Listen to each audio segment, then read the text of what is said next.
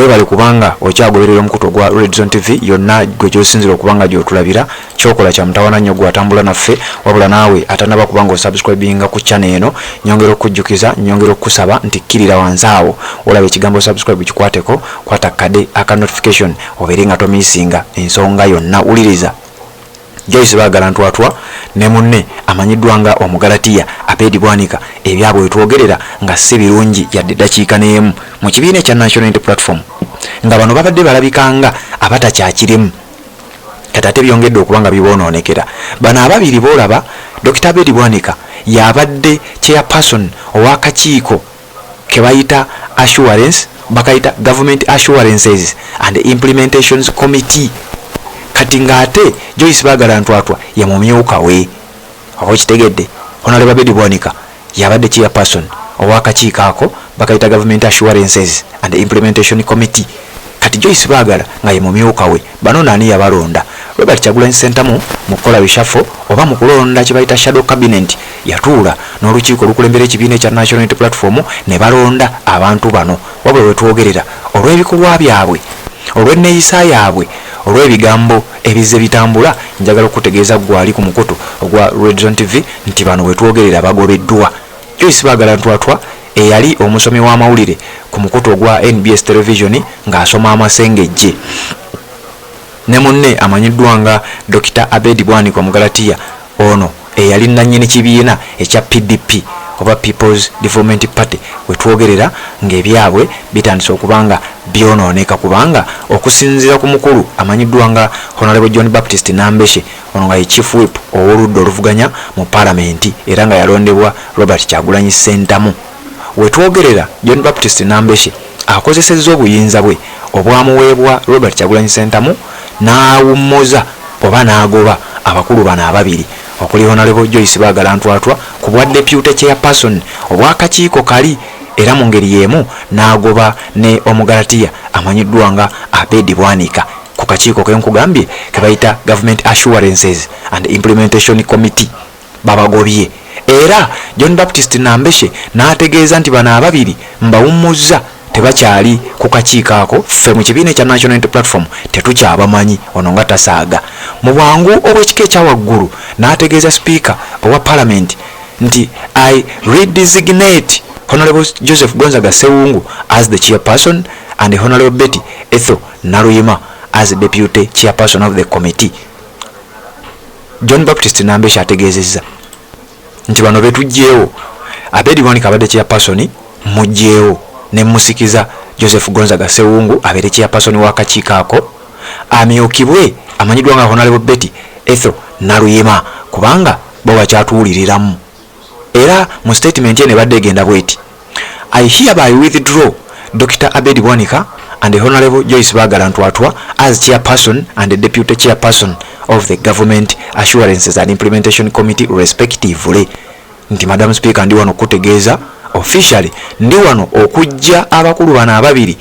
okuli Dr. Abedi Bwanika ne Joyce Bagala ntwatwa ku bifo byabwe ekya chairperson ne deputy chairperson ow'akakiiko kano akamanyiddwa nga Government Assurances and Implementation Committee respectively. Ngawe mbikusomedde I redesignate Honorable Joseph Gonzaga Sewungu as chairperson and Honorable Betty Ethel Naruyima as deputy chairperson of the committee respectively. Abadde John Baptist Nambeshe ono yeta CBM abagobeddewo wabula okusinziira ku mawulire ge tufuna galaga nti Speaker Anita Amongo ng'ayita mu musajja we amukkiririzaamu ennyo ensonga eno bagisimbidde kuuli bagamba nti muwadde mubagobye era nga we bakola ku Mathias Mbuuga ensonga eno omusajja amanyiddwa nga Elijah Okupa ono nga MP akiikirira kye bayita Kasiro County mu Parliament ayimukiddewo n'agamba Madam Speaker nze sigenda kukkiriza kubanga bano ffe tumanyi bakyakola bulungi naye wuliriza ensonga eno ono awakanya waludda olwa NRM Elijah Okupa kyokka nga gwawakanya waludda lwa National Unity Platform era nga n'abantu balondebwa president abatwala amanyiddwa nga Robert Kyagulanyi Ssentamu kati ono agamba ffe tetugenda kukkiriza era nga bwe twakola ku Mathias Mpuuga tetugenda kubeera nga tukkiriza twagala basigalewo nga bakola, oba mwagala oba temwagala. John Baptist Nambeshe okusinziira ku statement gyakoze kitegeeza bano mu kibiina ekya National Unity Platform tekikyabamanyi.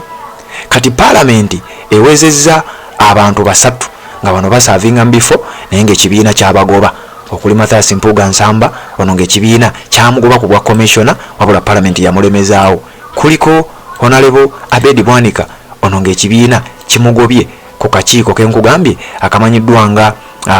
Committee on the Government Assurance. Kuliko Honorable Joyce Baagala Ntwatwa, ngono naye ekibiina kimugobye wabula akakiiko aba Parliament ekulemberwa Anita Amongo ebalemezaawo. Yegamba wadde gwe John Baptist Nambeshe ne mukama wammwe Robert Kyagulanyi Ssentamu bw'oba mutugambye nti newe mubanga musazeewo nti mmwe mubagobye, ffe leka tukozese obuyinza bwaffe, ffe leka tukozese eryanyi tubakuumire mu bifo ebyo. Wabula nga ye John Baptist Nambeshe ne Robert Kyagulanyi Ssentamu ne leader of opposition amanyiddwa nga Joel Ssenyonyi mu bitabo byabwe bano tebakyalimu ng'abali ku kakiiko ako, era bo bamanyi. Kati wuliriza ku kakiiko ako kegambye government assurances bamanyi ko Betty Ethel Nalwima ne bamanyako ne Joseph Gonzaga Sewungu. Kati ate mu office y'obwa commissioner ekibiina kya NUP kimanyimu Honorable Zaake Francis Butebi. Kati bano abalala abasigaddemu nga balemeddemu ku maanyi aga Parliament, ku maanyi aga Anita Amongo n'abantu be, kirabika ekibiina ekya National Unity Platform tekigenda kubanga kibamanya, tekigenda kuba recognizinga nti bo bakyali bakozi baabwe. Joyce Baagala Ntwatwa ennaku zino mwawulire mabegakaawo nga y'omu kubakwasaganya ensonga z'omukolo ogwa Mathias Mpuuga. Era Joyce Baagala Ntwatwa engeri gye yali akola ku mukutu ogwa NBS, engeri gyali munnamawulire, wabaddewo ebigambo ebigambibwa nti yazzenga agatta amaloboozi ga Robert Kyagulanyi Ssentamu ge yayogera mu bigambo bye yayogera edda ng'ategeeza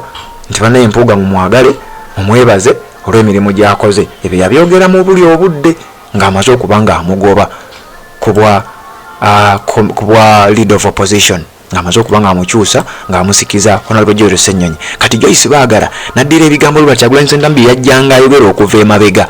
najja ng'abigattagatta n'abirowoozesa abantu n'abiteeka ku mitimbagano gye. Kati abantu buli abiwulira alowooza nti Robert Kyagulanyi Ssentamu ali mu kkunga abantu bagenda e Masaka nga 21 okwosa enkya. Oli ku Redion TV, amawulire genjagala okuba nga nkutegeeza nti John Baptist Nambeshe,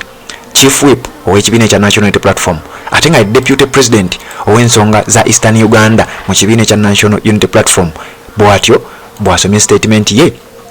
nga bwe njikugambye ayimirizza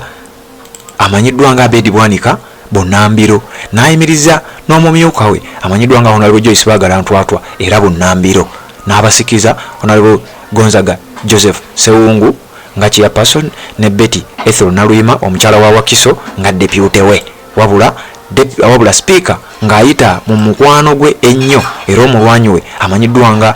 Honorable Elijah Okupa ne bayimiriza ensonga eno bagamba ffe ekyo tukibulookinze, muwadde mwagala ffe nedda tetukkiriza era ensonga tejja kubanga egenda nga bwe mugyagala. Redion TV kwoli webale kubanga okyagoberera tuwuliziganye mu updates eziddako.